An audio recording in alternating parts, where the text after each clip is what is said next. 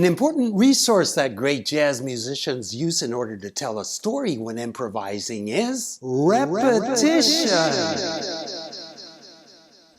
This is sometimes done by stressing a note that is common to various consecutive chords in a progression.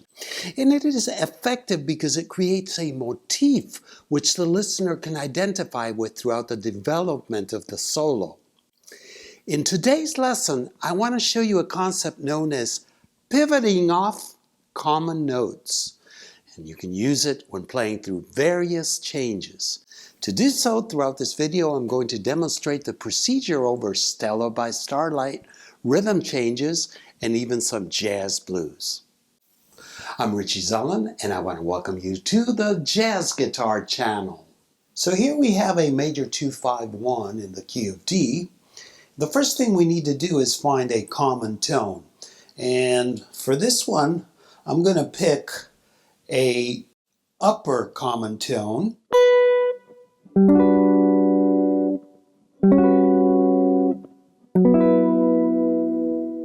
So that B here first is the fifth of the E minor. Then it becomes the ninth of the A7, and finally the 13th of the D major. So now I'm going to pivot from that common tone and create a line that goes downwards but always returns to the upper common tone. 1, 2, 3, 4.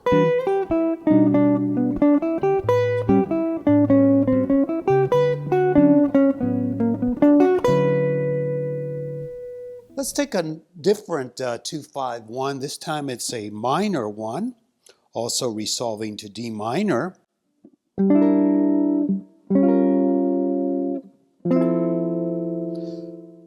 And this time we're going to do a lower common tone. 1, 2, 3, 4.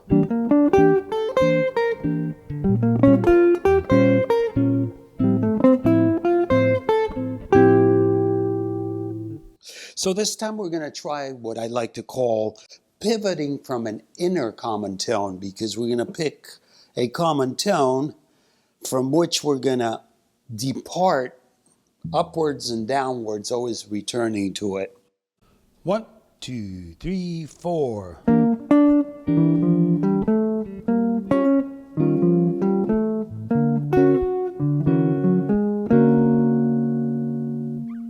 So now that we understand the concept of pivoting off common notes in a 2-5-1, let me demonstrate how I would use it over the changes to Stella by Starlight. So let's look at the common tones in different portions of the chords in Stella. Let's start at the top. So notice in the circled notes, we have each common tone. And first for the E minor 7 flat 5, we have the flatted 13. That in turn becomes the sharp 9 of the next chord, the A7, altered. Then it becomes the root of the C minor, and then it becomes the fifth of the F9. Again, becomes the fifth of the F minor 9.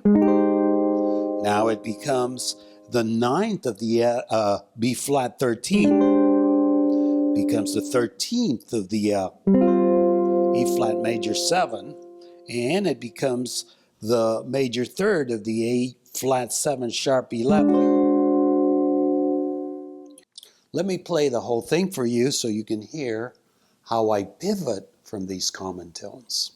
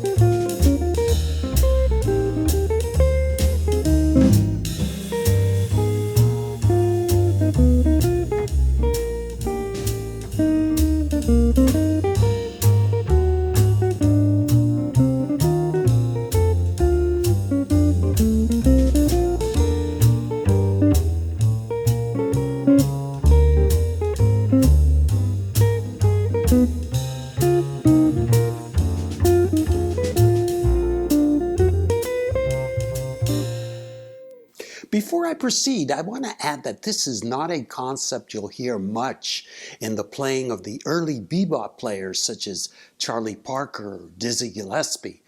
There was some of this before the bebop era, like in the playing of Lester Young, and then it kind of dissipated for a while. But when bebop musicians started exploring the compositional techniques of the European composers, that is later in the 1950s, you started hearing it again in the playing of Miles, Chet Baker, Paul Desmond, Stan Getz, Jerry Mulligan, Lee Konitz, and of course, Bill Evans. Now, keep in mind that this is one of many resources that are used in post-bop solos. It is never used exclusively throughout an entire solo. I am only singling it out and using it exclusively throughout these progressions for teaching and demonstration purposes only. Next, I'm going to use it over the A and C sections of rhythm changes, but I am going to improvise with no common notes during the bridge. And I want you to notice the contrast.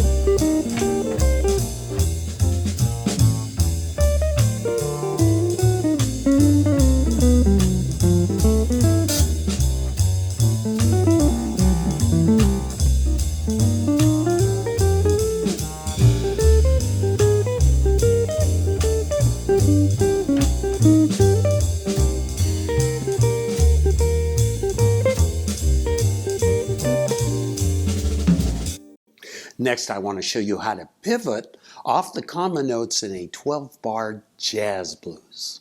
And like I did with Stella and rhythm changes, I've also written an etude for it. And you can download a study package which features for all three progressions, PDFs with regular notation, tab, and complete analysis, MP3 audio files, as well as band-in-a-box files. If you don't have band-in-a-box, I am also including MIDI files which you can open up in MuseScore, which is a free notation app you can download. This way you can loop, speed, or slow down each etude and even instantly transpose it to any key. All of this is available for download from jazzguitar.richiezelman.com/premium for a nominal contribution. And you'll find it under the special lessons section.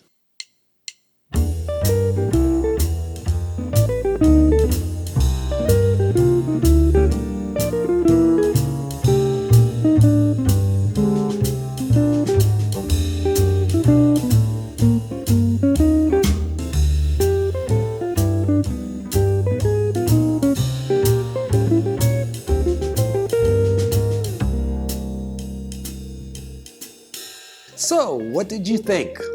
I'm curious to know if you found this lesson insightful. If you don't already use this concept, I think it is something you should consider incorporating in your solos. As usual, I welcome your likes and comments, and if this is your first time on the Jazz Guitar channel and you enjoyed this lesson, be sure to subscribe so you'll be notified of my upcoming lessons.